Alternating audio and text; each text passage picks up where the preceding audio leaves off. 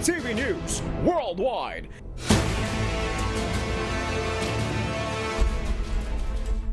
Yes, morning. Magandang araw pong muli at salamat sa Diyos sa panibagong pagkakataon na pinagkaloob niya sa atin sa araw po na ito upang maghatid po kaming muli ng mga balita sa iba't ibang panig ng mundo. Time check po muna tayo.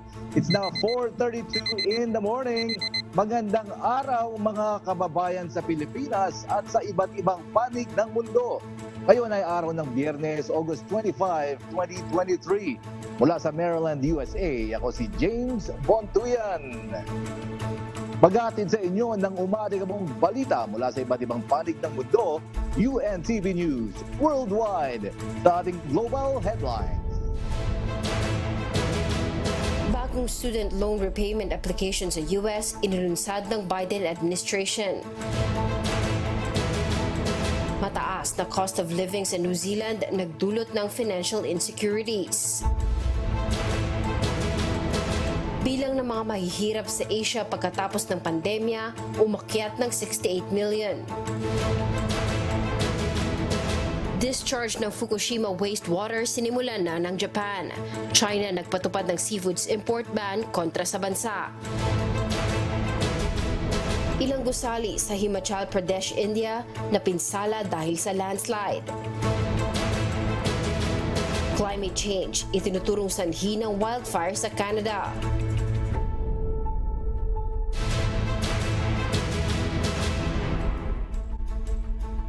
Una sa ating mga umaatikabong balita.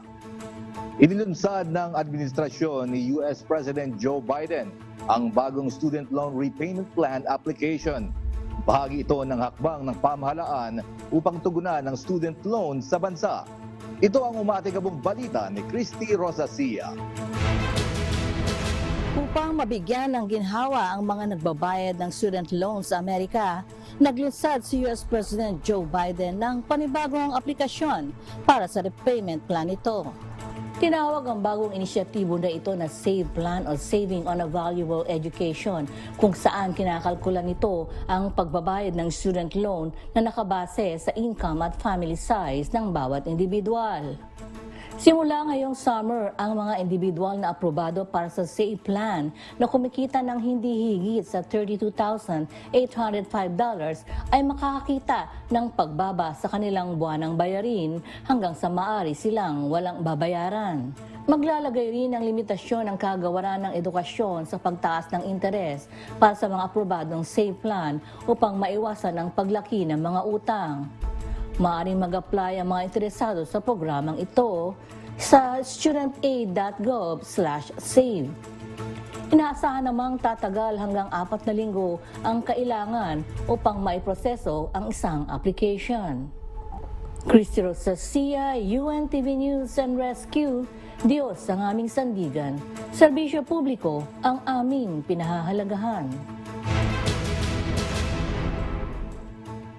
Maaari umanong masolusyonan ang housing crisis sa Canada sa pamamagitan ng pagtatakda ng limitasyon sa bilang ng papasok ng international students sa bansa.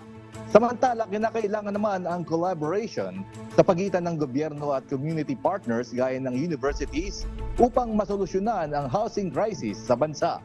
Mula sa Toronto, Canada, may umaatikabong balita si Jenny Rico live. Magandang araw sa iyo, Jenny. Gaano ba karaming housing units ang kailangan ng Canada upang masolusyonan ang housing crisis?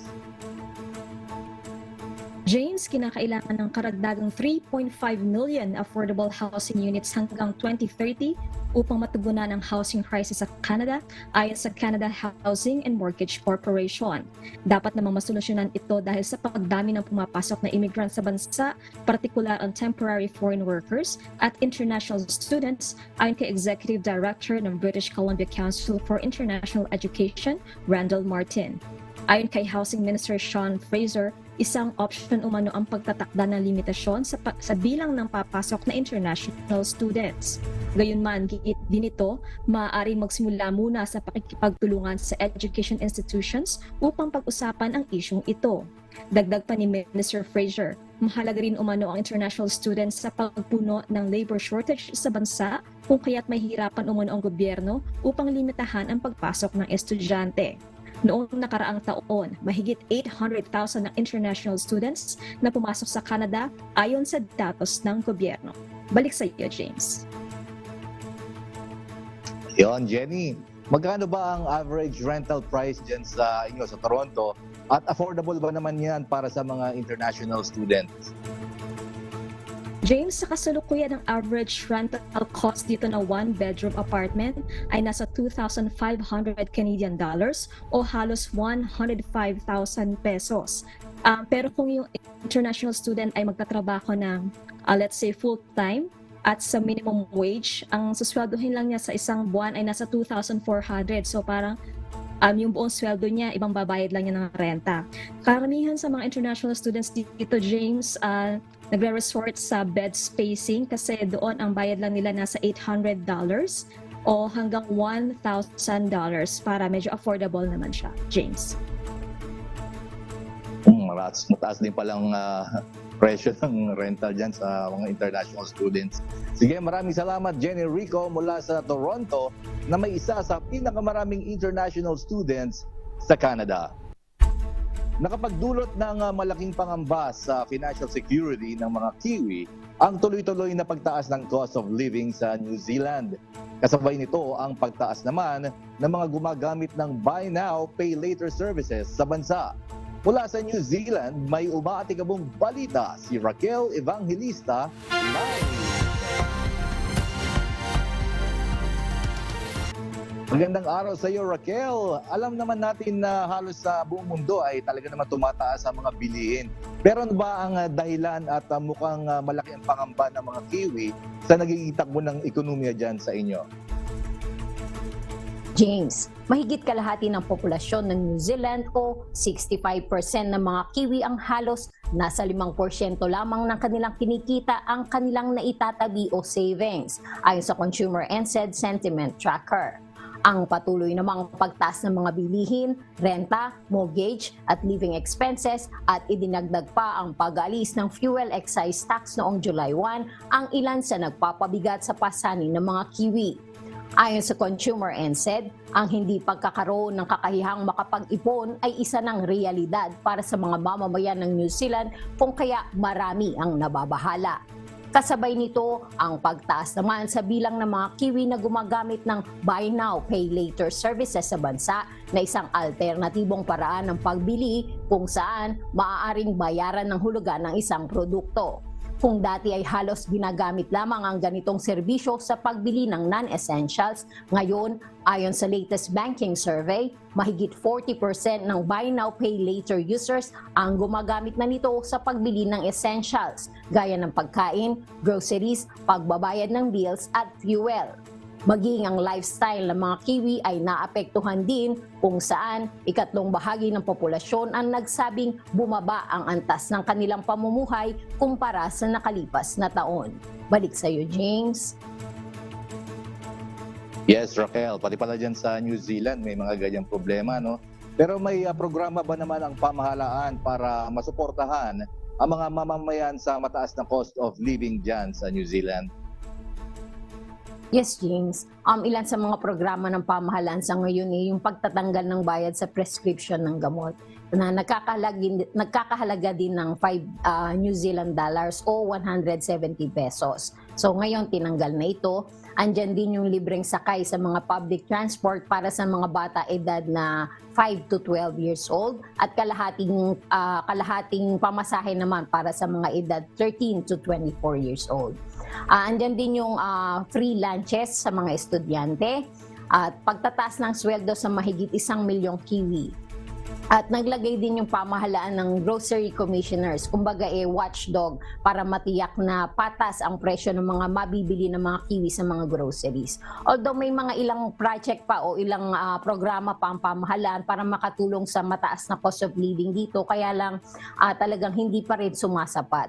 yung mga karamihan ng mga mamamayan parang living from paycheck to paycheck lang. So si sweldo, babayad sa utang, then utang ulit, then sweldo, babayad sa utang, parang ganun lang.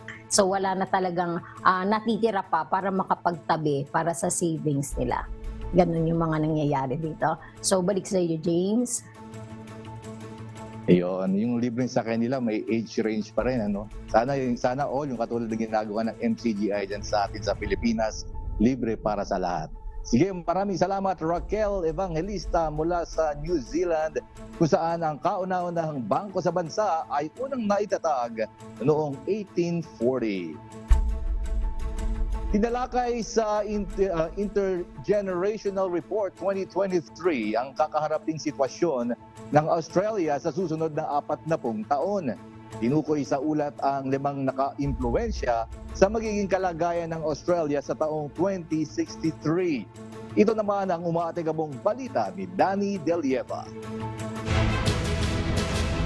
Mas mahabang buhay, climate change, paglago ng care industry, digital technology at fragmentation ng ekonomiya ang 5 factors na may malaking impluensya sa hinaharap ng Australia sa susunod na 40 taon. Ayon kay Federal Treasurer Jim Chalmers, ang Intergenerational Report 2023 o IGR ay isang hakbang upang pakinabangan ng bansa ang mga sari-saring hamon at hindi maging hadlang, partikular ang ukol sa populasyon.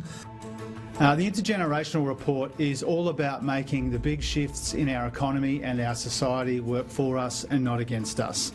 Our population will grow more slowly, our people will live longer and healthier lives, and our care economy will become an even more central focus in the decades ahead. Tinatayang haba ang life expectancy ng kalalakihan mula 81.3 years old hanggang 87 years old. Samantalang ang kababaihan ay hahaba ang buhay mula 85.2 hanggang 89.5 years old. Nasa 25% ng Australians ang may edad higit 65 years old pagsapit ng 2063. Triple naman ang itataas ng bilang ng nasa edad 85 pataas kumpara ngayong taon. Dahil dito, kailangang madoble ang mga nasa care and support workforce sa taong 2050 at mangangailangan ito ng mas maraming training pathways at mas mataas na sahod. Mas lalago pa ang artificial intelligence at inaasahang magdudulot ito ng better health outcomes. Ayon din sa ulat, pakikinabangan ng Australia ang climate change dahil sa mineral reserves nito. Subalit mangangahulugan din ang heat stress sa ibang industriya. Naging matagumpay naman ang pagbubukas ng Australia sa international market. Subalit dapat umanong bawasan ng bansa ang dependence sa China. Danny Delieva, UNTV News and Rescue, Australia. Diyos ang aming sandigan, serbisyo publiko ang aming pinahahalagahan. Umakyat ng 68 million ang bilang ng mga mahihirap sa Asia pagkatapos ng pandemya ayon sa isang ulat. Bunsod ng inflation at COVID-19 ang mas matinding kahirapan sa rehiyon. Ito ang umaatigabong balita ni James Hilario. Halos 70 milyong tao ang nadagdag sa bilang ng mga nabubuhay sa labis na kahirapan sa developing Asian countries. Bunsod ito ng COVID-19 pandemic at tumataas na presyo ng mga bilihin ayon sa Asian Development Bank o ADB. Ibig sabihin, mahigit na sa 155 milyon ang nasa ilalim ng labis na kahirapan noong nakalipas na taon. Batay sa World Bank, masasabing lugmok sa labis na kahirapan ng pamilya kung mayroon lamang itong panggastos na mas mababa sa $2.15 o 121 pesos kada araw. Dagdag naman ng ADB, sa kabila ng mga hakbang upang tugunan ng kahirapan, nasa 1.26 billion na mga tao ang inaasahang mamuhay sa 3.65 hanggang 6.85 o 207 hanggang 388 pesos kada araw sa taong 2030. Kaya naman nirerekomenda ng Manila-based Development Bank sa mga pamahalaan sa Developing Asia o 46 bansa sa rehiyon na patatagin ang social welfare at gawing mas mainam ang financial services sa mga tao.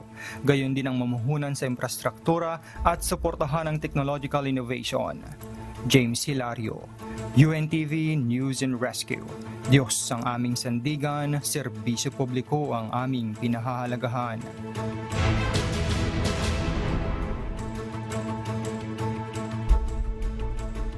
Sinimulan na ng Japan na ang paglalabas ng wastewater sa Pacific Ocean mula sa Fukushima Nuclear Plant. Bunsod dito, naglabas ng anunsyo ang China ng agarang ban sa lahat ng seafood products ng Japan. Ito ang umatigabong balita ni Ann Gonzalez. Nagsimula ng ilabas sa Pacific Ocean ang kontaminadong tubig mula sa Fukushima Nuclear Plant araw ng Huwebes, August 24. May kabuang 7,800 cubic meters o katumbas ng 3 Olympic swimming pools ang unang discharge ng radioactive wastewater. Pinangangabahan naman ng China ang panganib na dulot nito kung kaya't agarang ipinagbawal ng China ang lahat ng seafood products ng Japan. Hindi rin anya napatunayan ng Japan na ligtas ang pagpapakawala ng radioactive wastewater sa dagat. Hinimok naman ni Japanese Prime Minister Fumio Kishida na i-lift ang import ban at magkaroon ng pakikipagtalakayan sa China ukol sa epekto ng pagpapalabas ng kontaminadong tubig na batay sa siyensya. Isang buwan na ang nakakaraan ng aprubahan ng United Nations ang wastewater discharge at mahalagang hakbang sa decommissioning ng Fukushima Daiichi Plant. Samantala, naglabas din ng import ban sa Japanese seafood ang mga bansang Macau, Hong Kong at South Korea habang patuloy ang protesta sa Japan at mga karatig bansa laban sa Fukushima water release. Tinuligsa naman ng North Korea ang pagpapakawala ng wastewater at sinabing ito ay crime against humanity. Ann Gonzalez, UNTV News and Rescue. Diyos ang aming sandigan, serbisyo publiko ang aming pinahahalagahan. Napinsala ang ilang gusali sa Himachal Pradesh, India dahil sa landslide. Wala nang nasugatan sa insidente dahil nailikas na ang mga tao 2 araw bago ang trahedya. Mula sa Texas, USA, may umatikabong balita si Abby Valdez live. Ay Abby, ano ba ang detalye sa nangyaring landslide sa Himachal Pradesh? James, 8 gusali ang tuluyang gumuho at 2 pa ang nagtamo ng pinsala sa nangyaring landslide sa North Indian Mountains araw ng Huwebes, August 24. Pinakahuli ito sa serye ng mga sakuna sa Himalayas na kumitil na ng maraming buhay. Wala namang iniulat na nasugatan sa landslide sa Kulu region sa Himachal Pradesh State. Ito ay dahil nailikas na ang mga residente 2 araw bago ang insidente dahil sa hindi naligtas ang sitwasyon sa lugar. Ngayong buwan, 50 tao na ang nasawi dahil sa landslide sa Himachal Pradesh. Batay sa Disaster Management Authority ng estado, 361 na ang binawian ng buhay at mahigit 300 ang sugatan simula June dahil sa cloudbursts, landslides, pagbaha at iba pang climate-related accidents. Balik sa iyo, James.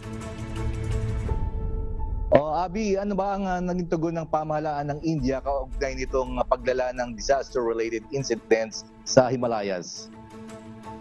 James, tuloy-tuloy ang pagmomonitor ng administrasyon sa paglala ng disaster-related incidents at isinisisi itong mga insidenteng ito sa climate change. Kaya nga, over the past 9 years, nagfo-focus ang India sa clean and green power sa pag-combat sa climate change at sa mga panukala na pagbawas ng single-use plastic at pag-produce ng malinis na cooking fuel.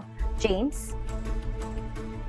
Iyon, it all boils down to that climate change. Maraming salamat, Abby Valdez mula sa Texas, USA.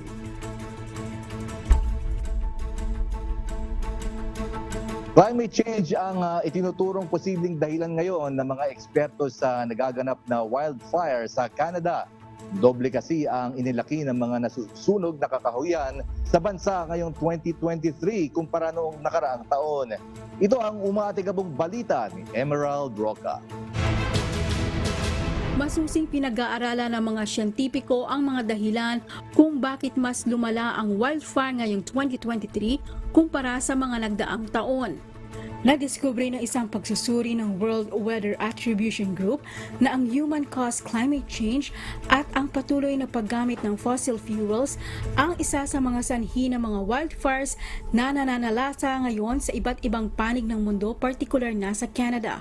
Dahil sa patuloy na pagtaas ng average temperature, tumataas din ang posibilidad ng panganib ng fire season gaya ng nangyari ngayong taon sa mundo. Sa ngayon, lalong bumaba ang air quality sa Canada at USA na madalas na lumalagpas sa safe levels lalo na sa Midwest at Northeast USA dahil sa patuloy na pananalasa ng wildfire. Sa kasalukuyan, umabot na sa mahigit 13 million hectares ang napinsala ng mga wildfire sa Canada. Emerald Roca, UNTV News and Rescue. Diyos ang aming sandigan, serbisyo publiko ang aming pinahahalagahan. Ugnay ang Malaysia sa power grid ng Brunei upang may pagpatuloy ang energy security at renewable resource sharing. Samantala, tinitingnan naman ng Indonesia ang posibilidad ng pagkonekta ng kanilang power grid sa Pilipinas. Ito ang umategabong balita ni Joanna Besonia. Isinusulong ngayon ng Malaysia ang pag-uugnay ng kanilang power grid sa Brunei bilang bahagi ng ASEAN Power Grid o APG scheme. Ito ay upang palawigin ang koneksyon pagdating sa energy security at renewable resource sharing ng ASEAN sub-region na kinabibilangan ng Brunei, Malaysia, Indonesia at ng Pilipinas. Isa ito sa mga key agenda sa ginanap na 41st ASEAN Ministers on Energy Meeting o AMEM. Sa isang press conference, sinabi ng Secretary General ng Ministry of Energy and Mineral Resources o EMR ng Indonesia na si Dadan Kusdiana, mayroon ng power grid interconnectivity ang Indonesia at Malaysia. Kaya naman sa ngayon, isinusulong na rin ang pagkonekta ng power grid ng Malaysia sa Brunei. Tinitignan na rin ng EMR ang posibilidad ng pagkonekta ng power grid Indonesia sa Pilipinas na idadaan sa North Sulawesi. Dagdag pa ni Dadan, ang mga proyektong ito ay nagsisimula na at ito rin ay paraan upang mabigyan daan ng cross-border trading ng renewable energy ng bawat bansa. Gaya na lamang ng hydropower ng East Malaysia at ang geothermal power ng Pilipinas. Samantala, hindi na nagbigay si Dadan ng anumang impormasyon, ngunit magbibigay ng isang joint statement ang apat na bansa matapos mapag-usapan ng detalye nito sa AMEM. Joanna Bisonia, UNTV News and Rescue. Diyos ang aming sandigan, serbisyo publiko ang aming pinahahalagahan.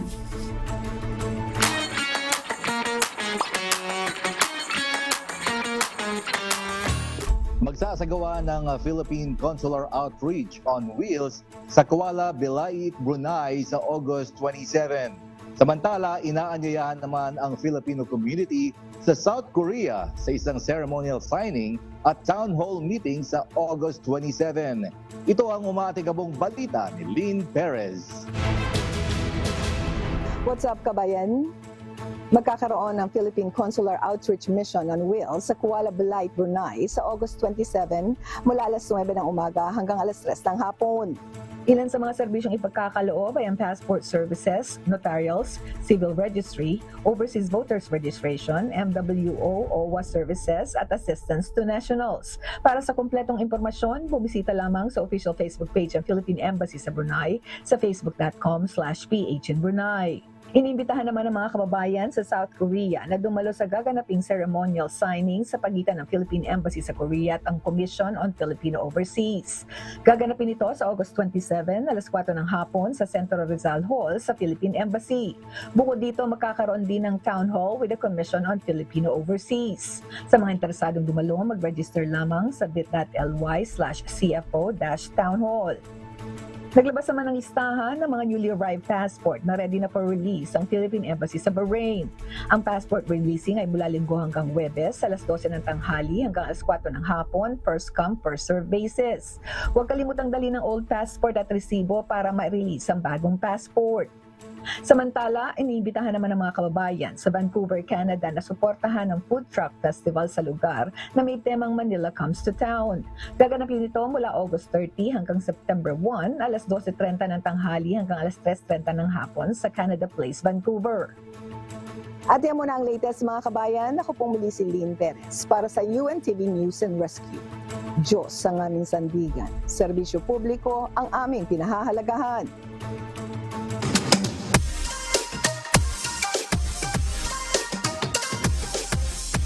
Yun. Ito na muli mga kababayan ang hindi natin makalilimutan, ang pinakaabangan nating lahat. Pwede bang bumati? Siyempre, pwedeng-pwede. Narito ang pagbati mula sa ating kababayan. Ikaw po, sa mga kababayan namin sa Pilipinas. Ako po si Susana Valdez Mo, galing sa Brandon City sa Meringa, Missouri. Dito nadarap namin si Lorna Simon Tigres mostly Canada. And I want to wish everybody, my relatives, my friends, and lahat ng kababayan sa Pilipinas. Basta tapos ko kayo lahat. And that nice noon. Thank you. Yon. O naman, siyempre, binabati natin ang ating mga kababayan sa buong mundo, mga members ng MCGI. Siyempre, si Kuya Daniel at kanyang sambahayan, si Kuya Joke, Brad Josel and family, si Pepe, Lentia, kamusta kayo? Belated happy birthday sa aking anak na si Justin, saka 23 niya lang nakaraan. Kasabay niya rin nag-birthday pala yung ating kaibigan niya sa Singapore, si Brother Mons. Brother Mons, kamusta ba tayo dyan? Ayan. Siyempre, yung mga kababayan natin na nandyan po sa bahagi ng Laguna, kinakamusta ko rin po kayo dyan. Siyempre, yung ating partner na si Nina, medyo hindi yata nakapasok ngayon. Pero, kamusta Nina? Sana ay makapasok ka na uli sa susunod na pagkakataon. Yan, nandyan na ba yung ating mga tatawagin sa Pilipinas? Yung inaabangan kasi nating mga umahataw na balita, inaihatid sa atin ng ating kaibigan at amigo na si Sherwin, ay magbibigay ng preview. Kaya tawagin na natin, baka andyan na po siya. Good morning, Sherwin. Kamusta kayo dyan? Yes, good morning, James. Ang bilis ng araw. Pansin mo rin ba, James, na napakabilis na lumilipas ang araw? Biyernes na naman, parang kailan lang. Oo nga, parang kahapon lang yung huli tayo nagbanteran with Well, kasama natin. 1 week na pala rin yun. Kamusta ba dyan sa inyo, Sherwin?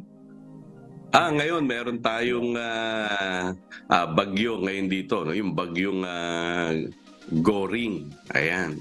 Kaya ang Department of Social Welfare and Development o DSWD, nagpe-prepare na sila, naghahanda na sila sa posibleng maging epekto nitong bagyong Goring, especially dito sa Luzon, posibleng tumama o makaapekto itong bagyong Goring. Kaya yan ang isa sa laman ng ating mga balita ngayon, at maging yung nalalapit nga na pagbabalik ka eskwela sa mga public school, lalo na sa darating na August 29. Kaya isa pa rin yan sa pinagkakabalahan ng ating mga guro at siyempre ng mga magulang na naghahabol na makabili o mai-provide yung pangangailangan ng kanilang mga anak para sa pagbabalik eskwela. Isa pa rin, James, na laman ng ating mga balita na dapat abangan ng ating mga kababayan, itong issue sa bigas dahil sa mataas na presyo nito,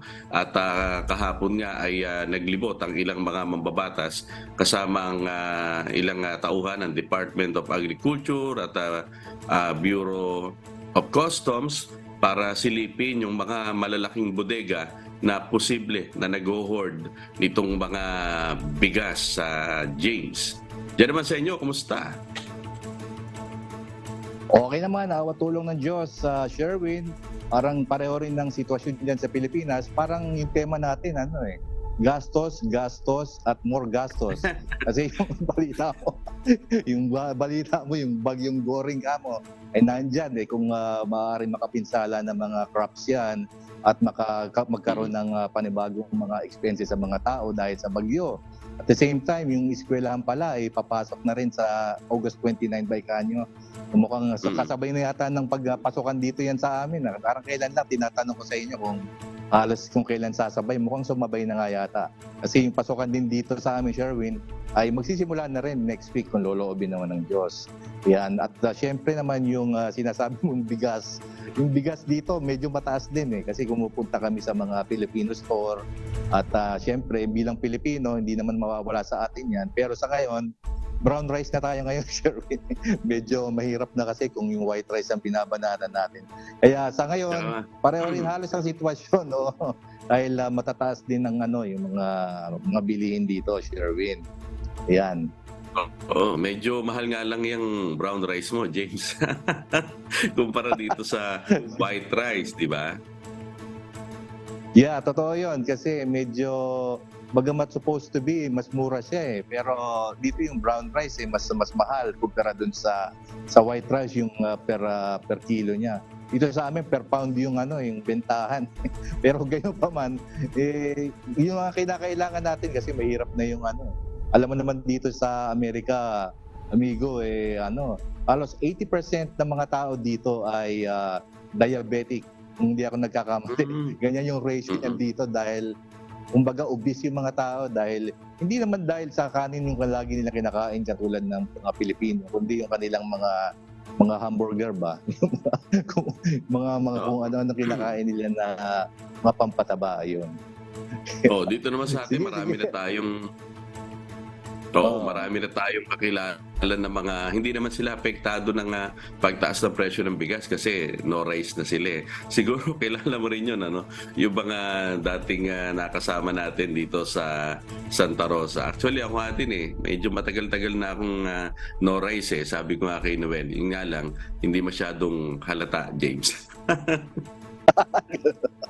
Oo, siyempre. Pero kailangan mag-ingat tayo dahil yung mga anak natin, mga bata pa, gusto natin silang makapiling sa mas mahabang panahon. Sige, maraming salamat sa iyo, amigo Sherwin. Kita ulit tayo sa susunod at aming aabangan ng iyong mga humahataw na mga balita. Maraming salamat din sa ating mga correspondents mula sa iba't ibang panig ng mundo. Yan, mga kasambahay, kung meron kayong hindi napanood na balita o nais nyo muling tunghayan ng UNTV News Worldwide, maaari nyo po itong balikan sa aming mga official social media account. I-like at i-follow lamang ang UNTV News and Rescue Facebook account at i-click ang subscribe button sa UNTV and Rescue YouTube channel. Mapapanood nyo rin po rito ang iba pang news programs ng UNTV, pati na ang iba pang video ng nag-iisang public service channel. Kaya tara na, subscribe, like, and share.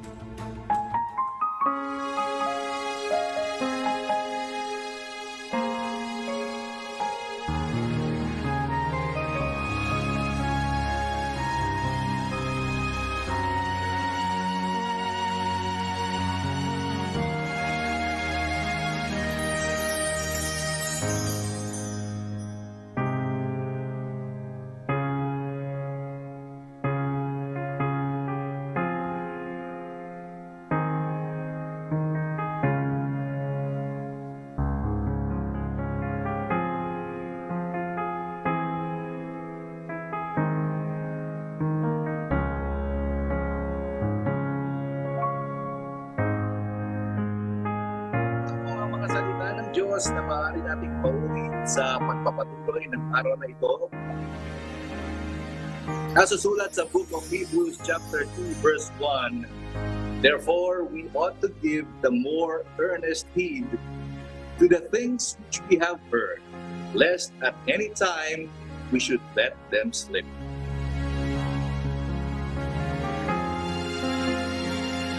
At yan po ang mga umatikabong balita sa iba't ibang panig ng mundo ngayong umaga ng Biyernes, August 25, 2023.